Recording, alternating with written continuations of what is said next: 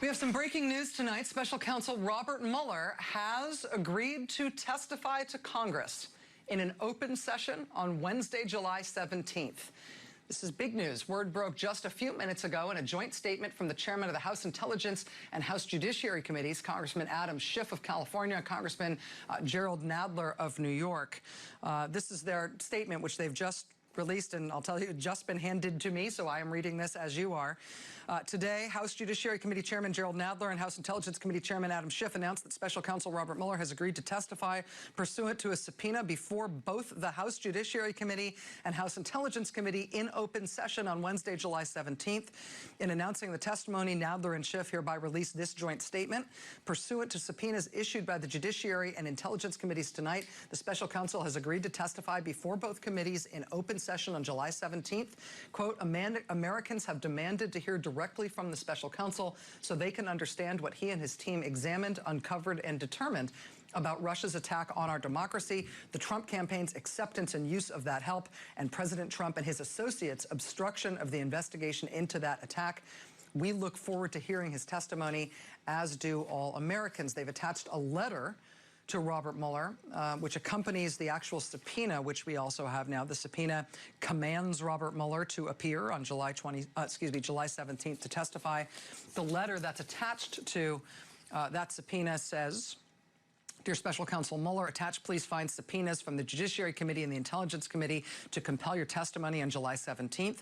Over the course of discussions about your appearance before Congress, we've consistently communicated our committee's intention to issue these subpoenas if necessary, and we now understand it is necessary to do so. I wonder what that means. Quote, we further understand that there are certain sensitivities associated with your open testimony. In particular, the Special Counsel's Office referred several criminal investigations to other offices at the Justice Department, and certain matters are ongoing. Your office, moreover, admirably limited public comment while the Special Counsel's Office work was ongoing. You've also explained that you prefer for the Special Counsel's Office's written work to speak for itself. Nevertheless, they conclude, the American public deserves to hear directly from you about your investigation and conclusions. We will work with you to address legitimate concerns about preserving the integrity of your work, but we expect that you will appear before our committees as scheduled. Joining us now is Congressman Adam Schiff, the chairman of the House Intelligence Committee. Sir, I really appreciate you making time to join us in the wake of this big news. You bet. Good to be with you. So let me ask first about this phrasing in the letter that you have sent tonight to Special Counsel Mueller. We consistently communicated our committee's intentions to issue these subpoenas if necessary, and we now understand it is necessary to do so. Should we see this as a friendly subpoena that Robert Mueller believed had to be issued before he could accept an invitation to testify? I don't think the Special Counsel's Office would characterize it as a friendly subpoena. He did not want to testify. He made that very clear. And nonetheless, they will respect the subpoena. He will appear. He'll be testifying before our committee in open session. Each of our members will have an opportunity to ask questions of the Special Counsel. And the American people get a chance to hear directly from him and have their questions answered. So I think it's a good result. July 17th is the date we expect him to appear. There will be also a closed session in our committee following his testimony in which we'll be able to ask questions of his staff that may not be suitable for open session. So the open session testimony, you said, will be for both committees. Will the members of the Judiciary Committee and the Intelligence Committee sit concurrently for that testimony, or will those be sequential hearings with each committee in turn? There'll be sequential hearings on the same day, followed by private discussions or private testimony in executive session with his staff. But the open portions of the hearing will be back-to-back in the two committees. The closed session that will happen with your committee following those open sessions, you mentioned that'll be Mueller's staff. Will that be Mueller as well, in addition to his staff? And can you tell us who from his staff is expected to testify at that session? His testimony will be purely an open session. So all the questions we have for him, we expect to ask in open session. In terms of which of his staff, I can't go into those particulars at this point. But there are any number of areas that may involve redacted material or that may involve a pending case where it's appropriate to ask those questions in closed session. But our predominant interest is being able to shed light on this investigation for the American people in open session with Bob Mueller himself. And that's going to be the predominant focus of our time with his team. You mentioned that Mueller's office would not see this as a friendly subpoena, that he did not want to testify. Is that also true of his staff? And will they be testifying under subpoena, or are those appearances voluntary? I don't think either he or his staff are eager to come before the Congress. I think they are doing so because they are going to honor the subpoena that we've issued. In terms of whether there's a separate or required subpoena, I can't comment on that in terms of his staff. But you know, clearly this is something, I think from his perspective as a prosecutor, he's reluctant to come, as a prosecutor ordinarily would be. But as Bob Mueller was the first to point out in his own report, he did not make a traditional prosecutorial judgment. He did refer this matter to Congress. We have taken up that referral, and it's fully appropriate in our view that we have the opportunity to flesh out what the Russians did, how they did it, what the role of the Trump campaign personnel were, what were the counterintelligence issues, what was the process used to handle the counterintelligence concerns, where are the findings, all of these questions and a great many more. The American people should have the opportunity to pose through their representatives to Mueller himself. We never felt it was sufficient to rely simply on a written report or a 10-minute statement without the ability to follow up with questions.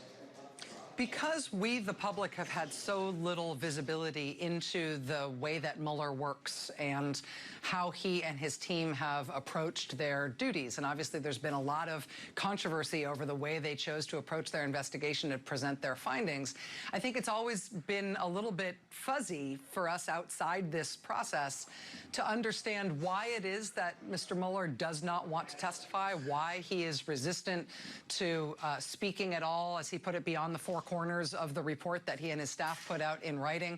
Can you shed any light on that for us and tell us what these negotiations have been like? I've seen you express dissatisfaction or impatience or frustration that it's taken this long to arrange his testimony. Well, you know, I will let the special counsel speak for himself and their office speak for themselves.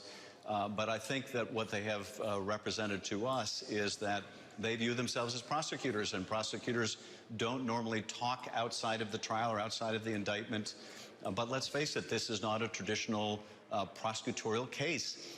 And what's more, Bill Barr has felt more than free as the Attorney General to speak well beyond the Mueller report. And if he is able to speak beyond the four corners of the Mueller report, then so too should Bob Mueller feel free to do so. So we have never concurred with that judgment, but I think that's where they're coming from. And yes, it was frustrating that it took so long because it seemed like such an obvious step from my own point of view. If you're going to accept the role as special counsel in one of the most significant investigations in modern history, you're going to have to expect that you're going to be asked to come and testify before Congress. So the only surprise to me is it's taken so long, but nonetheless, we're grateful we have finally reached resolution, and the American people will have an opportunity to hear directly from the man who led this team for almost 2 years. Congressman, I know that you have to go vote, and I have to let you go. I want to ask you one question before I let you go. I'm sorry. Sure. Cut me off if you need to.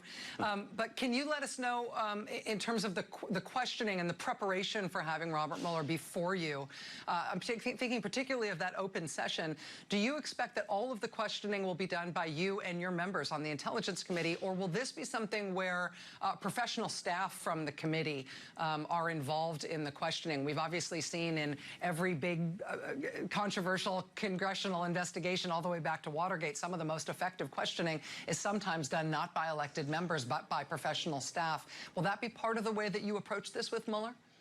You know, we're going to sit down as a committee and have this discussion. We have, in our discussions with the special counsel, arranged so that we'll have sufficient time that if we go through the traditional format, every member will be able to ask questions. We may choose to allocate the time among the members differently than that. And it's true that when we have interviewed fact witnesses, and we just conducted interviews within the last week with a fact witness, we have often staff-led interviews that go on for a period of time where we will ask questions for an hour, then the other side will ask questions for an hour. We'll have to determine whether, because this is not a fact witness per se, whether we will use the traditional approach or we'll use the approach where we concentrate time among fewer members. I think that given the profile of this testimony, it's more likely to be member questions than staff, but we're going to be convening among ourselves to determine the best method to approach this hearing. It's just going to be an incredibly important moment for the country. I don't envy you the job of prepping for it, sir, but I hope you'll keep us apprised as we get closer to the day. Thank you for helping us understand tonight. Congressman Adam Schiff, Chairman of the Intelligence Committee. Really appreciate it, sir. He's got to leave because he's got to go vote, and I think I held him long. Sorry. But he's on his way to go make that vote, and I hope that he does. But again, this is an important step. This is what the American people have been waiting for since the Mueller report was released to us in the form that we got, which is sort of an explanation of what's in that report, and I think in particular of why the special counsel and his staff approached the Russia investigation the way that they did. It has not been long. It's been since mid-April since we got the mostly unredacted version of the Mueller report released to the public. But again, the breaking news tonight is that between the Judiciary Committee and the Intelligence Committee in the House, they have now subpoenaed Robert Mueller's testimony, and he has agreed to testify. As Congressman Schiff just told us, the special counsel's office would not look upon this as a friendly subpoena. This is not one of those things where you sometimes hear in these congressional negotiations a witness or an entity that's been called to testify or hand over documents said, I'm super happy to do it, but just for my own, CYA purposes, or just because of my own professional responsibilities, or just so I can explain this to other people for some other way, please give me a subpoena, but I'll be fine. I'm definitely going to show up. This does not appear to have been that type of negotiation. He said this would not be viewed as a friendly subpoena by the special counsel's office, but they do expect it to be honored. Now, of course, the White House has blocked lots of fact witnesses, lots of Trump administration witnesses who play key roles in Mueller's report from being allowed to testify to Congress. Whether or not the White House will try to block Mueller from testifying in response to the subpoena remains to be seen. But as of now, it appears they do have a date, 9 a.m., Wednesday, July 17th. Cancel your plans. We'll be right back. Breaking news just within the last few minutes, quote, pursuant to subpoenas issued by the House Judiciary and House Permanent Select Committee on Intelligence tonight, Special Counsel Robert S. Mueller III has agreed to testify before both committees on July 17th in open session. We knew this, well, for a while we knew this day would come, then we wondered if this day would come. Now at least we've got a schedule for whether or not this day is going to come. Joining us by phone is former U.S. Attorney for the Eastern District of Michigan, the great Barb McQuaid. Barb, thanks for joining us on short notice. I really appreciate you getting on the phone with us. Oh, thanks, Rachel. Wouldn't want to miss this news. Well, yeah, it is. I mean, to me, this feels like big news. Let me just ask your top-line reaction hearing this tonight for the first time. Oh, yeah, no, I'm not being sarcastic. I think it's really big news. I think that I had sort of accepted that maybe the committee had moved on, that Robert Mueller gave his statement where he made it clear that he didn't want to speak and that he wouldn't have anything to say beyond what's in his report, and that people were going to let that lie. And so I do think it's big news that he's going to speak, because I think that his testimony will put a spotlight on what's in his report in a way that the mere words has not permeated, the public consciousness. And I want to ask you about what you think Mueller should be asked. I'm going to ask you that in just a minute. But to that point about how long it took to get here and how important it is that we got here, striking that the Intelligence Committee Chairman Adam Schiff just told me that we shouldn't understand this as a friendly subpoena to Mueller. And make no mistake about it, he did not want to testify. This letter from Nadler and Schiff makes clear that there were definitely difficult negotiations here. Over the course of discussions about your appearance before Congress, we've communicated our intention to issue these subpoenas if necessary. We now understand it's necessary to do so. We further understand there are certain sensitivities associated with your open testimony, in particular several criminal investigations and certain matters that are ongoing. Does it strike you as important that Mueller was so resistant to this, and that ultimately this subpoena was what it took to compel him to do this rather than him agreeing to it voluntarily? Yeah, I can't really get into his head. He's obviously an experienced person with testifying on Capitol Hill, so I don't think he is in any way intimidated by it. But, you know, as a prosecutor, I sometimes participated in press conferences to announce charges, and, you know, you sometimes would get questions, and there's a lot of challenge in making sure that you are saying only what's in the four corners of the charging document, not disclosing things that are classified or material that relates to ongoing investigations. And there's also, in this case, the additional political football aspect of it all. And I think Robert Mueller is very resistant to being a political pawn, and I'm sure to some extent he will be made one. So I think for all of those reasons, I can understand his reluctance. When it comes to matters that are ongoing criminal investigations, obviously Chairman Schiff took pains to point out that there's going to be open session testimony, but it's going to be followed by testimony in closed session that will involve Mueller's staff. Even at that closed session where members are used to hearing classified information and all sorts of sensitive stuff, those Justice Department staffers, those special counsel's office staffers, even in closed session, they won't be able to talk to members of Congress about ongoing open criminal matters, will they? I don't think so. Typically not. Some of the things for which the Department of Justice will typically invoke privilege, ordinarily they're supposed to disclose and be transparent, but there are a few areas of sensitivity. Grand jury material is one, and another is ongoing criminal matters. They wouldn't want to say anything that might jeopardize the success of those investigations. Right, even behind closed doors. Yeah. Yeah, so there's always the chance that someone will disclose something that happened that can harm the case. Let me just ask you bluntly, I mean, I know that you've read the whole Mueller report, as have I, and we've all been, sort of marinating in it since it first came out. What do you think, what springs to your mind immediately in terms of what Mueller should be asked in the setting that was just, that's mandated by the subpoena and that was just described to us by the chairman? Well, first I would want to know, did you really intend to leave it to Attorney General William Barr to make the decision when you declined to make a prosecutorial decision? William Barr said, well, that leaves it to me, and I decide no obstruction. Was that your intention? I would ask that, number one. Number two, I would ask him about, you didn't make a decision with regard to obstruction, but you treated it very differently from the way you treated conspiracy. With conspiracy, you really said the evidence does not establish conspiracy. With obstruction, you said something very different. You said we do not charge the president, but we also do not exonerate him. What do you mean by that? Is that because there's evidence of crime here and you just didn't feel it was fair to say it out loud? And then the last one I would say is with regard to conspiracy.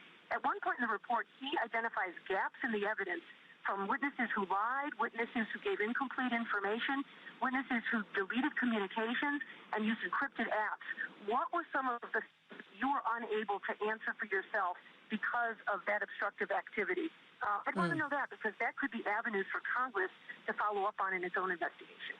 Right, exactly, because part of what you're going to want here is to know what Mueller wasn't able to find, right, if there is an opportunity for anybody else to find it. Yep. Barbara McQuaid, former U.S. Attorney in the great state of Michigan. Barb, thanks again for joining us on short notice tonight as we handle this breaking news. I really appreciate it. Oh, you bet, Rachel. My pleasure. Thanks. All right, again, the bottom line here is that Robert Mueller has agreed to testify after receiving a subpoena from the House Judiciary Committee and the House Intelligence Committee.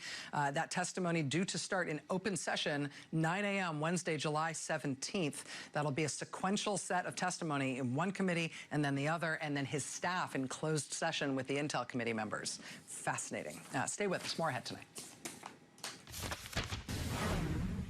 One of those nights I had a whole other show planned. But these things happen. Again, we're covering the breaking news tonight that a subpoena, actually, I believe it may be two subpoenas, have been sent to Robert S. Mueller III, the special counsel. The reason I think it's multiple subpoenas is because of the way that a press release is phrased from Judiciary Committee Chairman Jerry Nadler and Intelligence Committee Chairman Adam Schiff. Their joint statement tonight says, pursuant to subpoenas issued by House Judiciary and House Intelligence, Special Counsel Mueller has agreed to testify before both committees. We have only seen one of the subpoenas before. We've seen a subpoena in which Mueller appears to be, Mueller is commanded to be and appear before the Committee on the Judiciary. Now, we know from talking to Congressman Schiff that Mueller's agreement is that he will testify at each committee, at Judiciary and at Intelligence. And interestingly, after open session testimony from Mueller himself before the Intelligence Committee, Chairman Schiff says there will then be a closed session. But as far as I understand what he told me, and again, we just got this information live from here on the air. I'm prepared to be wrong if I misunderstood him. But what I believe he explained is that Mueller himself will not be the witness, will not be continuing to give testimony once they go into that closed-door session. Mueller will only speak in the open sessions. And so that closed-door session will be members of the Intelligence Committee along with members of Mueller's staff. Now, I pressed Schiff to find out whether or not he would give us the names of the specific staff members from Mueller's team who might be participating in that closed-door session with the Intelligence Committee members. Obviously, that's of interest because we don't know, for one, if there have been divisions among Mueller's team. Also because it would be interesting to know which of those members of his team is going to be in there, in part because we've come to learn a little bit over the weeks and I guess months now about what each of the members of his team focused on, both in terms of the expertise that they brought to the investigation and what they actually worked on in there. What remains, I think, for the American public is probably the biggest question about Mueller's investigation is what happened to the counterintelligence part of it. We know that the Federal Bureau of Investigation launched an investigation specifically into the counterintelligence implications, the counterintelligence equities at risk from potential improper contact between the president-elect's campaign, the president's campaign, his time as president-elect, and his time in the White House.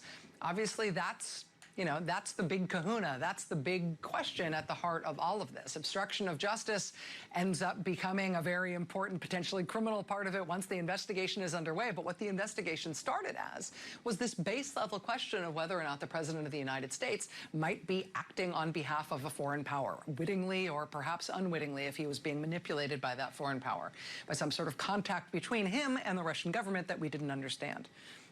The resolution of that counterintelligence investigation is never addressed in Mueller's report. We believe that intelligence investigation was taken over by Mueller's team, we think, once he started the special counsel's investigation. But there's really you can find hide nor hair of it in his written report. So we know that Mueller has said publicly that he will not comment on anything that is outside the bounds of what's in that report. Well, outside the bounds of what's in that report include that central smoking counterintelligence question that gave rise to this entire scandal and the national concern over it.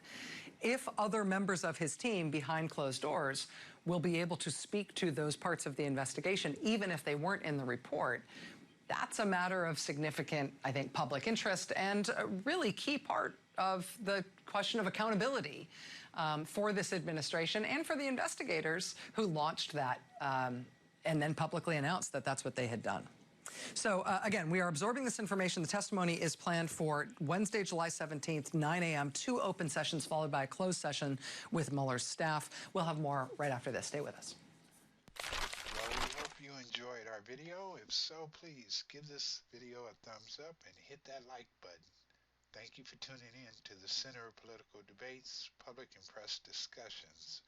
We invite you to join our political news and debate community.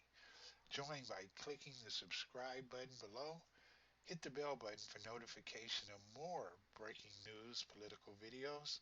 And we also invite you to join our Facebook debate group and voice your political input. You can see the Facebook link in the description below. We'll see you soon with our next